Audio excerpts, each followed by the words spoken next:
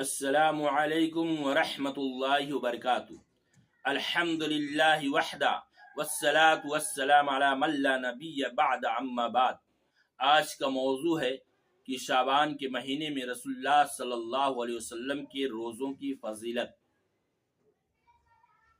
عن عائشہ رضی اللہ عنہا قالت کان رسول اللہ صلی اللہ علیہ وسلم یصوم حتی نقول لا یفطر ویفطر حتی نقول لا یصوم فما رأیت رسول اللہ صلی اللہ علیہ وسلم استکمل صیام شہر الا رمضان وما رأیته اکثر صیاما منہ فی شعبان۔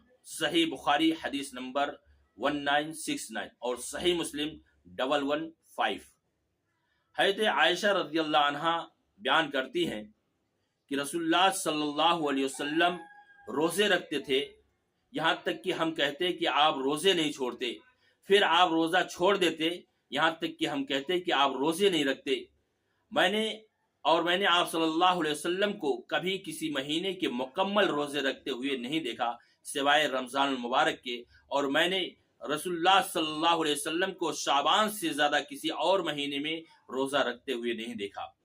اسی طرح ابو داؤد کی روایت ہے حدیث نمبر 2431 کہ حضرت عائشہ رضی اللہ عنہ بیان کرتی ہیں کہ رسول اللہ صلی اللہ علیہ وسلم کو روزوں کے لیے سب سے محبوب مہینہ شعبان تھا، پھر آپ صلی اللہ علیہ وسلم اس کے بعد رمضان کے روزے رکھتے، جبکہ حضرت ام سلمہ رضی اللہ عنہ بیان کرتی ہیں کہ ما رأیت نبی صلی اللہ علیہ وسلم یصوم شہرین متتابعین الا شعبان و رمضان۔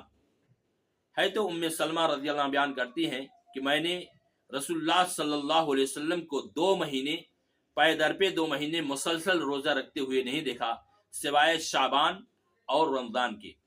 ان تینوں حدیثوں سے یہ معلوم ہوا کہ شعبان کے مہینے میں کثرت سے روزہ رکھنا اللہ کے رسول صلی اللہ علیہ وسلم سے ثابت ہے، اور اللہ کے رسول صلی اللہ علیہ وسلم رمضان کے بعد اگر کسی مہینے میں سب سے زیادہ روزہ رکھتے تھے تو وہ شعبان کا مہینہ ہے۔ اس لیے اللہ تعالیٰ سے دعا ہے کہ اللہ رب العالمین ہم تمام لوگوں کو شعبان کے مہینے میں نفلی روزے کثرت سے رکھنے کی توفیق عطا فرمائے، آمین۔ السلام علیکم۔